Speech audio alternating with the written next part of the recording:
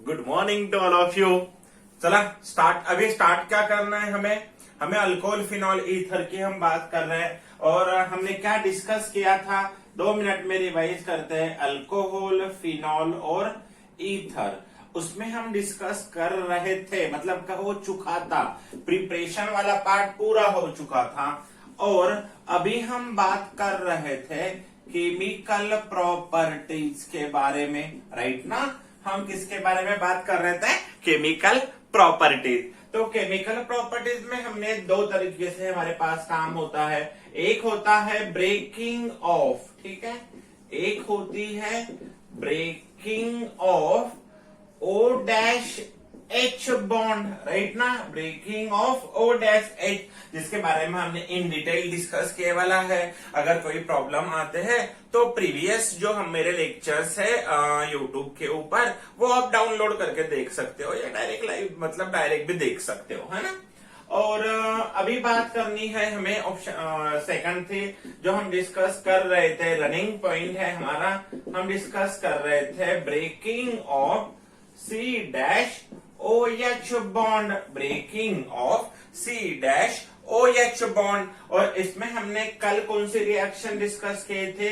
Action of alcohol के ऊपर action of HX, है ना, याद है ना। और HX में हमने क्या देखा था? सबसे इंपॉर्टेंट क्या होता है हमारे लिए, कुछ इंपॉर्टेंट पॉइंट क्या थे? तो HX की रिएक्टिविटी ऑर्डर क्या थी? HI, उसके बाद HBr और HCl, राइट है।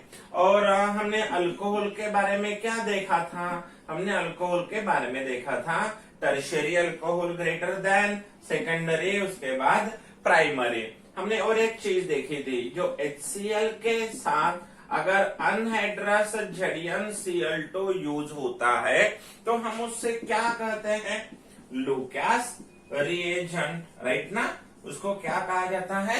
लुकास रिएजेंट, जो डिस्टिंग्विश करने के लिए काम आता है। प्राइमरी अल्कोहल अगर है तो बहुत ज्यादा वक्त भी लगता है और टेम्परेचर मतलब हीटिंग भी करनी पड़ती है। सेकेंडरी अल्कोहल है तो विद इन 5 मिनट हमें टर्बिडिटी मिल जाती है। पर अगर टर्शियरी है तो इमीडिएट क्विकली हमें क्या मिलती है?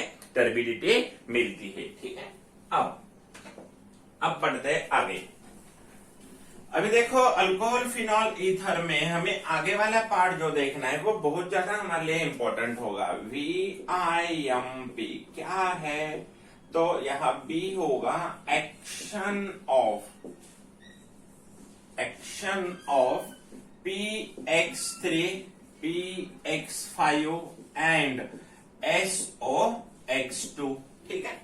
तो अभी हम बहुत बढ़िया काम करने वाले क्या? तो पहले हम इन तीनों को अच्छी तरह से समझ लेते, इनको क्या कहना है, ये होते कैसे है, किस तरह से हमें ये मिलते हैं, इन सारी बातों के ऊपर क्या करना है? हमें गौर करना है, फोकस करना है। तो चलो हम पहले PX3 के लिए काम करते हैं। PX3 में हमारे पास जो पहले आता है वो होता है PCl3, उसके बाद जो हमारे पास आता है PBr3, और उसके बाद जो हमारे पास आता है PI3, PF3 हम यूज नहीं करते। तो इन तीनों में ये बंदा जो होता है ये स्टेबल, ये कैसा है? स्टेबल है। पर ये जो दोनों होते हैं ये प्रिपेयर करते हैं, प्रिपेयर्ड इन सीतु, क्या करके? इन सीतु प्रिपेयर करते, prepare in situ using red phosphorus plus X2।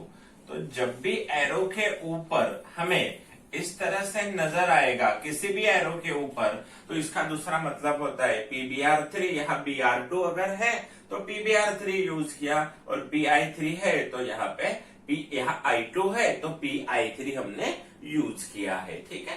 तो ये तीनों की बात हो गई।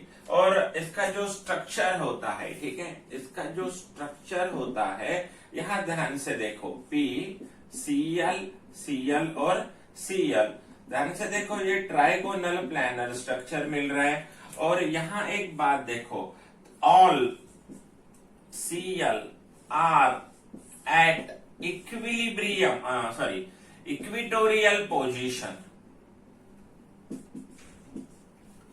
All are equatorial position. ये सारे के सारे कहाँ है? इक्विटोरियल। इसका मतलब अगर कोई एक बॉन्ड तोड़ने के लिए हम जितनी एनर्जी देते हैं उसमें ये तीनों बॉन्ड क्या होता है? ब्रेक होते हैं। All bond break, all PCl bond break. तो यहाँ पे आपको ध्यान में रखना है, यहाँ तीनों के तीनों Cl क्या होते हैं? अलग होते हैं। जब रिएक्शंस करनी होती है तो PCl3 किस तरह से काम करता है? वहां के तीनों Cl क्या होते हैं? चले जाते, तीनों Cl चले जाते हैं। ठीक है, तो ये हो गया हमारा PX3 के लिए। इनको प्रिपेयर करने के लिए एरो के ऊपर क्या लिखना होता है? यहाँ कभी कभी हमें P4 प्लस X2 भी लिखा वाला मिलता है। ठीक है, एक पार्ट हो गया हमारा, ध्यान में आ गया। PX3 PCl3 स्टेबल होता है। ये दोनों को इन सितु प्रिपेयर करना पड़ता है। इसका स्ट्रक्चर इस तरह से ट्राइगोनल पिरामिडल स्ट्रक्चर है। ठीक है, प्लानर स्ट्रक्चर है, ट्राइगोनल प्लानर।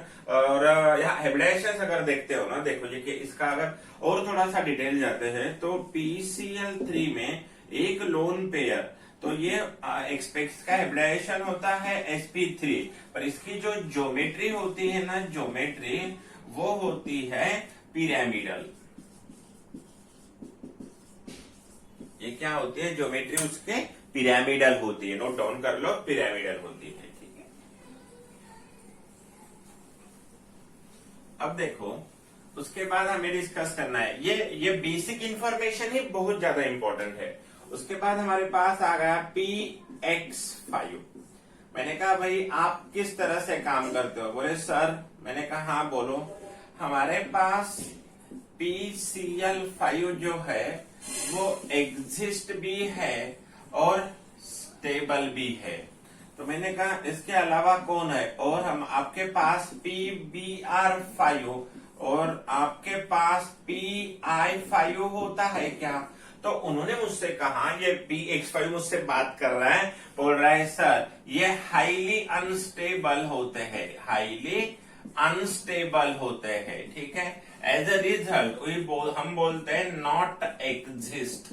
हम क्या बोलते हैं? नॉट, हाईली अनस्टेबल होते हैं। आपके माइंड में सवाल आ गया, ठीक है, आपके माइंड में सवाल आ गया कि ये हाईली अनस्टेबल क्यों होते? क्योंकि यहां ध्यान से देखो, होता क्या है, जब हम स्ट्रक्चर के बारे में बात करते हैं तो ये फॉस्फरस इधर X, इधर X, इधर X, और यहाँ एक X और यहाँ एक X, ये होती है इसकी geometry, trigonal bye pyramidal.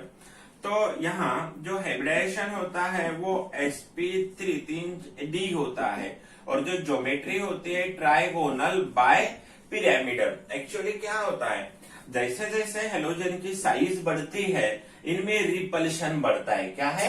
Repulsion बढ़ता है। इसीलिए यहाँ इन PCl5 ड्यू टू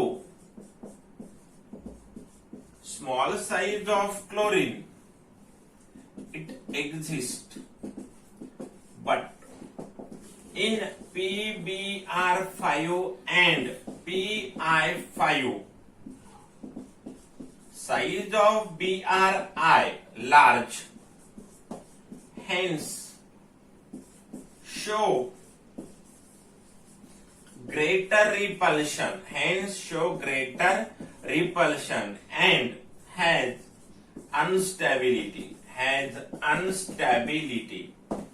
इसीलिए उन्हें क्या होता है? अनस्टेबिलिटी होती है। तो हमें इसके रिएक्शन देखने नहीं, इसके रिएक्शन देखने नहीं, हमें सिर्फ किसकी रिएक्शन देखनी है? PCl5। दूसरी बात, यहाँ दो हेलोजन जो होते हैं वो एक्सियल पोजीशंस के, ये एक्सियल बॉन्ड है और ये इक्विटोरियल बॉन्ड है। तो यहाँ ये बॉन्ड जो होता है वो वीक होता है और ये वाला जो बॉन्ड होता है वो स्ट्रॉन्ग। तो जब आप कंपैरिजन करोगे तो कौन सा बॉन्ड पहले टूटना चाहिए, वीक वाला या स्ट्रॉन्ग वाला? ऑब्वियसली वीक वाला। तो पहले कौन सा बॉन्ड टूटेगा? एक्सियल। तो ये दोनों एक साथ टूट सकते हैं, पर ये टूटेंगे क्या? नहीं, ये दोनों टूटेंगे पर ये ब्रेक नहीं होते। तो ध्यान रहे, आप PCl5 को जब तोड़ते हो तो PCl3 वाला पार्ट एक और 2 क्लोरीन वाला पार्ट एक, ऐसा हमें अलग से बनाना पड़ेगा। तो मैं आपको आगे बताऊंगा किस तरह से काम करते हैं। PX5 में बात समझ में आ गई। PCl5 एग्जिस्ट है और स्टेबल है, और हमें सिर्फ इसी की रिएक्शंस के ऊपर फोकस करना है। PBr5 और PBr और ये PI5 ये दोनों हाईली अनस्टेबल है। ऐसा क्यों होता है? क्योंकि यहाँ अगर साइज बढ़ती है तो यहाँ क्या होता है, रिपल्शन, और ये मॉलिक्यूल क्या होता है, ब्रेक हो जाता है, अपने आप ब्रेक होता है। तो वो एग्जिस्ट करेगा क्या? नहीं। अगर हो भी गया तो वो जल्द से जल्द क्या हो जाएगा, ब्रेक हो जाएगा, मर जाएगा वो मॉलिक्यूल। ठीक है, उसको क्या हो गया, कोरोना हो गया, है ना। चलो अब हमें आगे जाके डिस्कस करना है।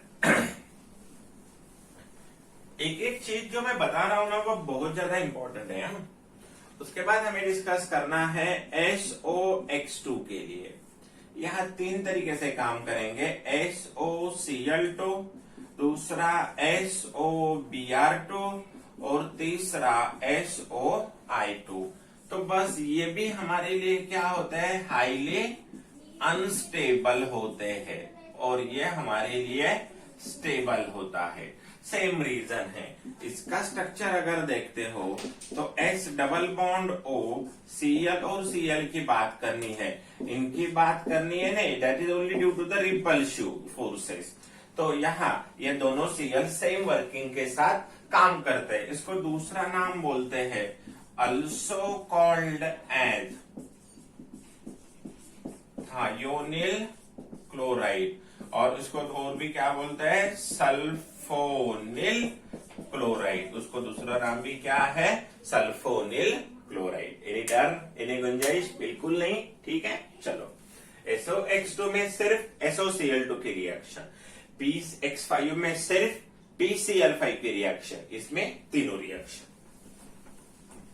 ध्यान रहे, बहुत आसान है, और हमें इन डिटेल जाना है तो थोड़ा सा टाइम यहाँ पे लगने वाला है। देखो अभी तो पहले हम बात करते हैं एक्शन ऑफ, आसान है, एक्शन ऑफ PX3।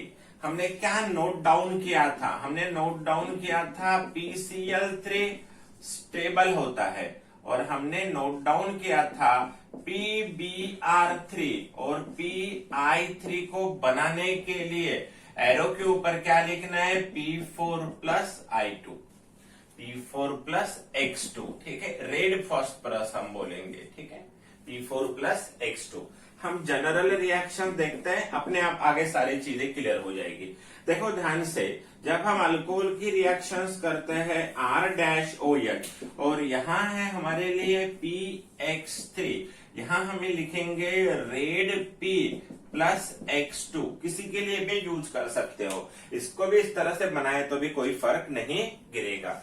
ध्यान रहे, ये बॉन्ड यहाँ से ब्रेक होगा, इधर निगेटिव इधर पॉजिटिव। अब हमें पता चल चुका है यहाँ कितने Cl टूटते हैं, तीनों के तीनों Cl टूट जाते। ये तीनों Cl यहाँ आना पसंद करेंगे, और ये तीनों OH यहाँ जाना पसंद करेंगे। मैंने पहले ही आपको समझाया, यहाँ से तीनों Cl टूटते हैं इक्विटोरियल पोजीशंस के ऊपर। तो इस R के साथ कितने Cl आना पसंद कर रहे हैं, 3। एक R के लिए 1 Cl, 3 R के लिए 3 Cl, और एक फॉस्फोरस के साथ कितने OH, 3 OH। तो यहाँ पे हमें क्या मिला, Cl बोलो या X बोल दो, यहाँ पे हमें क्या मिला, अल्किल हैलाइड। क्या मिला, अल्किल हैलाइड, और ये होगा फॉस्फोरस एसिड। क्या होगा, phosphorous acid, H3PO3, phosphorous acid. बात को समझ रहे हो? देखो यहाँ पे क्वेश्चन आपको पूछते हैं, what is the action of, board में क्या क्वेश्चन आएगा, What is the action of PCl3 on? Number 1 आएगा इथेनॉल, और नंबर 2 आएगा आइसोप्रोपिल अल्कोहल। किसकी रिएक्शन हमें करनी है, PCl3। किसकी रिएक्शन करनी है, PCl3। बस यहाँ पे होगा, मतलब यहाँ पे ये लिखो यार, हम लिखो क्योंकि ये एग्जिस्ट होता है। तो बस आपको ध्यान में क्या रखना है, यहाँ से ये टूट गया तो एक माइनस के साथ एक प्लस बन रहा है, पर यहाँ से तो तीनों टूटते हैं, तो यहाँ 3Cl इसके पास आना चाहते हैं, तो ये कितना होना चाहिए 3।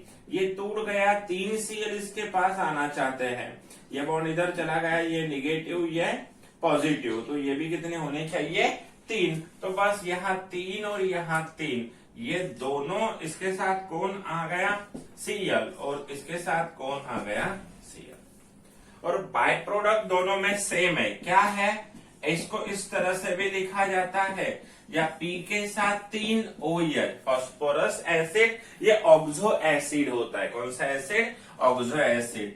P double bond O, OH OH और H, इस तरह से उसे लिखा जाता है।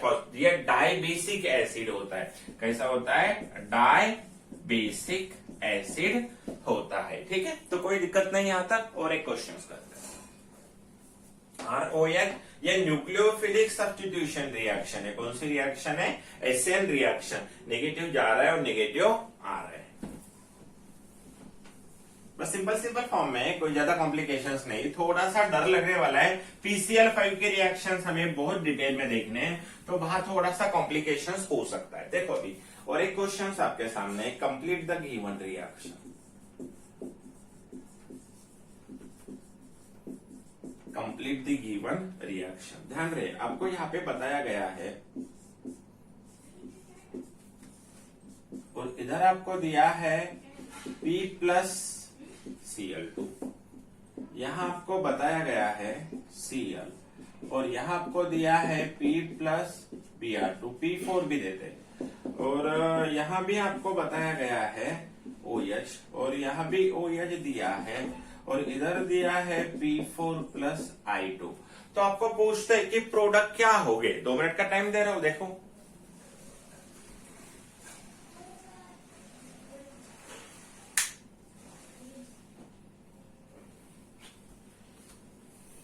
ठीक है, यहाँ क्या होगा, यहाँ ये चला जाएगा, Cl यहाँ पे आ जाएंगे, तो हमें क्या करना है, यहाँ पे Cl ये चला जाएगा, और यहाँ क्या आ जाएगा Br, और ये चला जाएगा, यहाँ पे क्या आ जाएगा आयोडीन। तो ये कोई ज्यादा कॉम्प्लिकेटेड पार्ट नहीं है। ठीक है, समझ रहे हो ना, उसे अच्छी तरह से देखना होता है, समझना होता है, और जो भी हम पढ़ते हैं ना, वो बहुत ही ध्यान से काम करना होता है। ठीक है, देखो क्लासरूम और ऑनलाइन और रिकॉर्डेड वीडियो, ये सारा अलग अलग तरीका है। मस्त काम करना है, मस्त काम करना है, फेवरेट काम है अपना। और केमिस्ट्री तो बहुत ज्यादा इंटरेस्टिंग सब्जेक्ट है, कब, अगर दिल लगा के पढ़ते हो। ठीक है, चलो अभी देखो, उसके बाद डिस्कस करना है हमें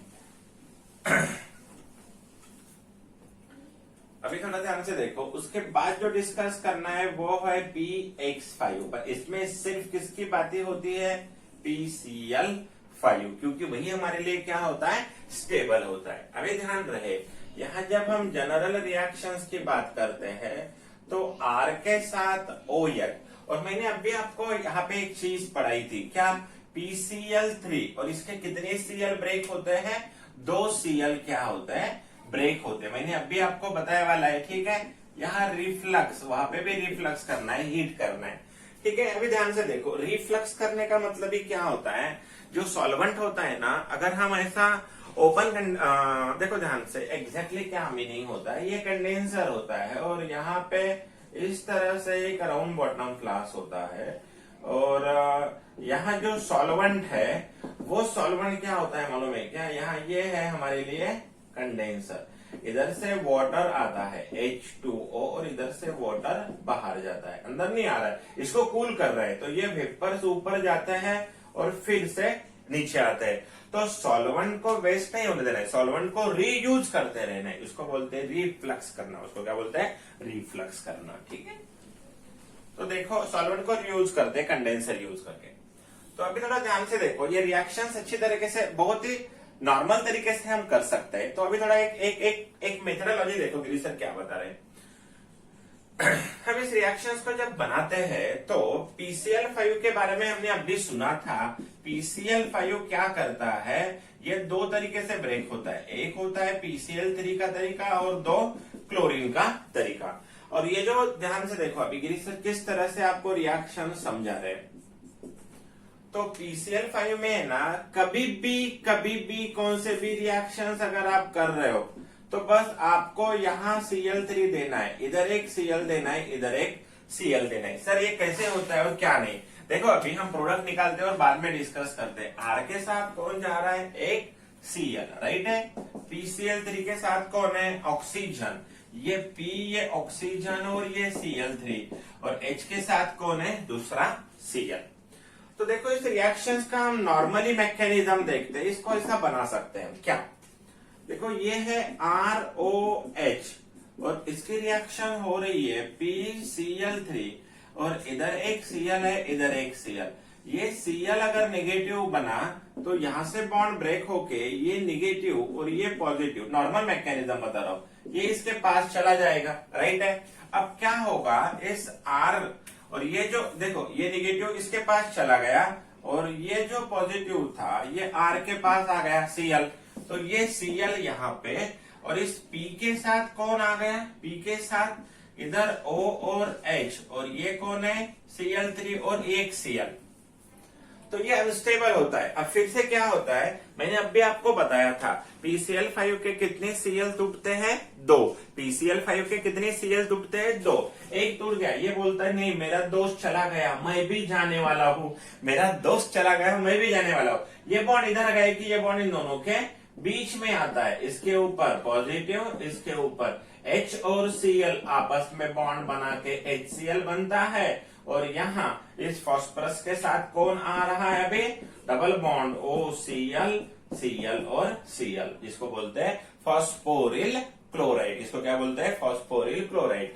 तो मैंने क्या समझा, मैंने समझा कि एक बात हो रही है, ऑक्सीजन किसके साथ जा रहा है, PCl3 के साथ, ठीक है। एक Cl जा रहा है R के साथ, एक Cl जा रहा है H के साथ। तो इस रिएक्शंस को देखो मैं ये कैंसिल करता हूं और हम फिर से इसको एक बार देखते हैं। तो इस रिएक्शंस को हम इस तरीके से भी कर सकते हैं, ये है मेरे लिए R, ये O और A H, तो मैं इस तरीके से इसको बना सकता हूं। और PCl5 में 3 इसके साथ, एक Cl इसके साथ, एक Cl इसके साथ, तो R के साथ Cl अल्किल क्लोराइड, यहाँ पे क्या बना मुझे, अल्किल क्लोराइड, राइट है। और POCl3 इसको बोलते हैं फॉस्फोरिल क्लोराइड, क्या बोलता है, फॉस्फोरिल क्लोराइड। समझ लो मेरी बात को, एक एग्जांपल यहाँ पे करते हैं। क्वेश्चन दिया गया है, what happen when PCl5 refluxed with ethanol.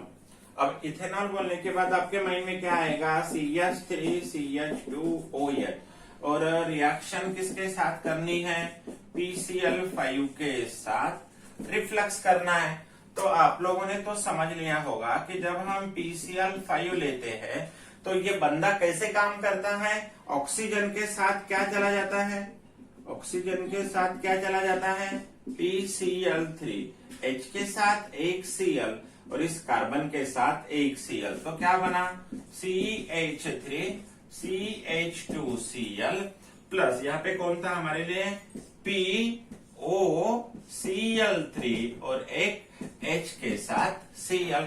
तो देखो ब्लू कलर में P Cl दो टूटे और दो 3 Cl इसके साथ है, तो हमने क्या बना दिया, हमने यहाँ पे क्या लिया था, इथेनॉल, और हमने क्या बना दिया, इथिल क्लोराइड, हमने क्या बना दिया, इथिल क्लोराइड। नोट डाउन करो।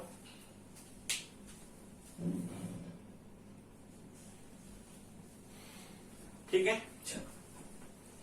तो बात को आप समझ चुके हो किस तरह से रिएक्शंस को परफॉर्म करना है। अब देखो ध्यान से, अब कुछ एग्जांपल यहाँ पे दिखते हैं। व्हाट हैपन व्हेन, चलो कंप्लीट द गिवन रिएक्शन, अपने आप समझ में आते हैं सारे।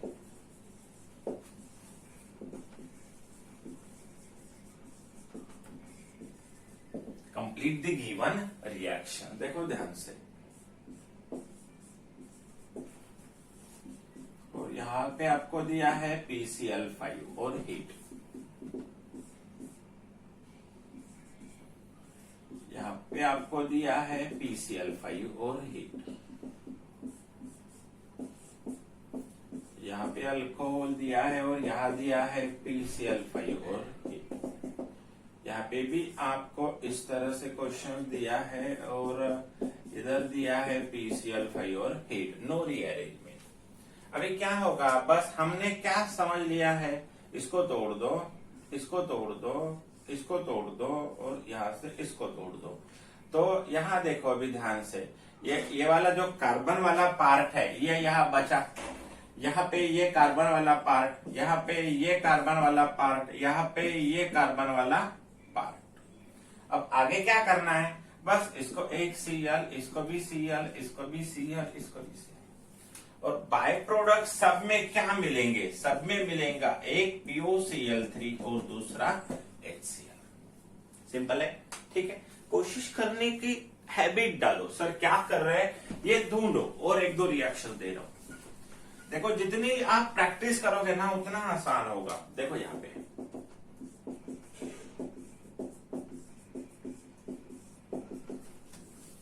आपको ध्यान से करना है, बेसिक प्रैक्टिस दे रहा हूं।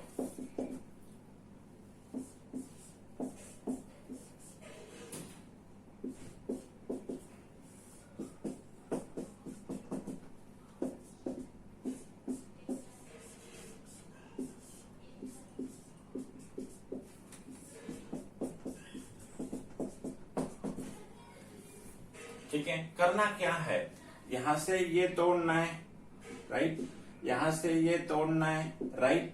अब यहाँ क्या है, Cl, इधर PCl3 और इधर एक Cl, यहाँ पे भी वही Cl इधर, PCl3 इधर, Cl इधर, यहाँ से भी वही एक Cl उधर, PCl3 इधर और एक Cl इधर। तो प्रोडक्ट में क्या होगा, CH3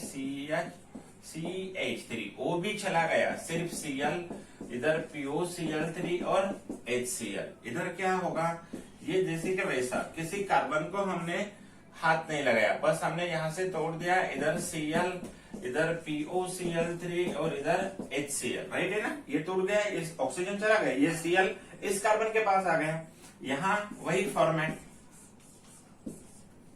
यहाँ आ जाएगा C, ठीक है ना। By product same, by product क्या होना चाहिए, POCl3 और HCl। समझ रहे हो बात को, ठीक है। पहले हम स्टेट बोर्ड के लेवल कवर करते हैं और फिर हायर प्रैक्टिस की तरफ जाते हैं। PCl5 किस तरह से बिहेव करता है ना, वो बहुत इंपॉर्टेंट है। जो मैंने वो आपको बेसिक लेवल में समझाया कि PCl5 का स्ट्रक्चर क्या होता है और किस तरह से वो रिएक्शंस करता है। अब देखना है reaction with C, action of SOCl2 की बात करनी है, ठीक है। देखो इस रिएक्शंस की स्पेशलिटी है useful to get RCl product. तो RCl प्रोडक्ट ऑब्टेन करने के लिए ये बहुत ज्यादा यूजफुल है। क्यों है, समझते हैं। देखो जनरल रिएक्शन में क्या होता है, यहाँ R है, यहाँ OH, यहाँ Cl, रिएक्शन हो रही है SOCl2 के साथ, इसको हीट कर रहे हैं। इसके नीट और जेई के पॉइंट भी देखने वाले, फिलहाल हम एनसीईआरटी के एक बेस लेवल कवर करते हैं और फिर आगे बढ़ते हैं, ठीक है। आसान है, बहुत आसान है। तो SOCl2 में भी आपको क्या करना है, बस सेम कॉन्सेप्ट, इधर SO, इधर एक Cl, इधर एक Cl। तो क्या मिलेगा, R के साथ कौन जा रहा है और O के साथ कौन जा रहा है और H के साथ कौन, R के साथ कौन Cl, O के साथ कौन है S और एक O मतलब SO2, और इसके साथ कौन जा रहा है, एक Cl। तो ध्यान रहे, यहाँ जो हमें अल्किल क्लोराइड मिला है उसको कुछ अलग प्रोसेस में नहीं डालना है। मतलब पहले लिक्विड स्टेज में मिल रहे थे, ये बंदा सॉलिड है, गैसियस है, चला गया, ये भी गैसियस है, चला गया। तो there is no need, useful to get RCl product, ठीक है। Useful to get product RCl मतलब alkyl chloride, because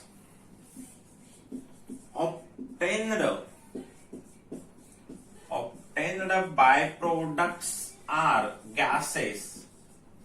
Obtained byproduct are gases. Hence, no need to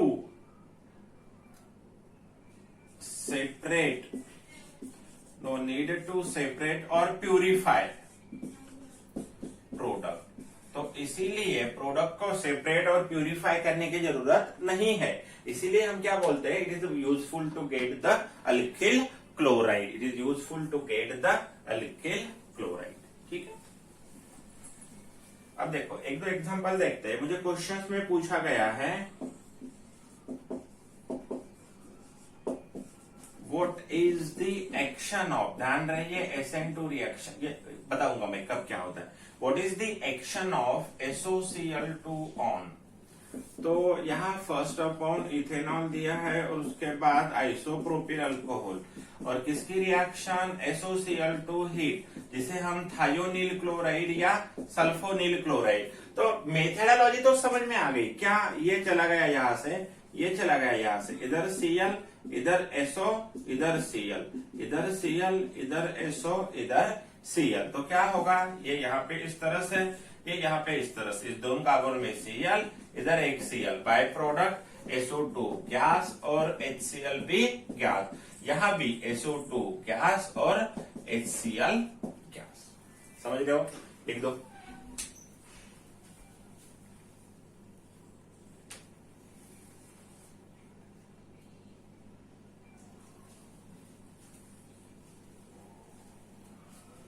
ठीक है, तो जो स्टेट बोर्ड का पार्ट था, एनसीईआरटी का जो पार्ट था, वो यहाँ पे खत्म होता है। अब हमें डिस्कस करना है, अब जो मैं नेक्स्ट लेक्चर डालूंगा उसमें हम अकॉर्डिंग टू नीट और जेई देखने वाले। बोर्ड के लेवल मैंने कवर कर लिया, अब नीट और जेई के लिए हमें मेरा नेक्स्ट लेक्चर आपको देखना होगा। ठीक है, थैंक यू सो मच। घर रहो, एंजॉय करो, एंड आज मदर्स डे है, तो मेरे तरफ से सब माताओं को बहुत बहुत शुभकामनाएं, और सारे बच्चों को मैं गुजारिश करूंगा कि आज अपने मम्मी पापा से, मम्मी से स्पेशली आज मदर्स डे है, तो उनके लिए प्रार्थना करो, उनकी लंबी आयु के लिए प्रार्थना करो। मैं भी यहाँ से प्रार्थना करता हूँ आपके सबके मम्मी को बहुत लंबी आयु मिले, उनकी सेहत अच्छी रहे, ठीक है, खुशहाली बरकरार रहे।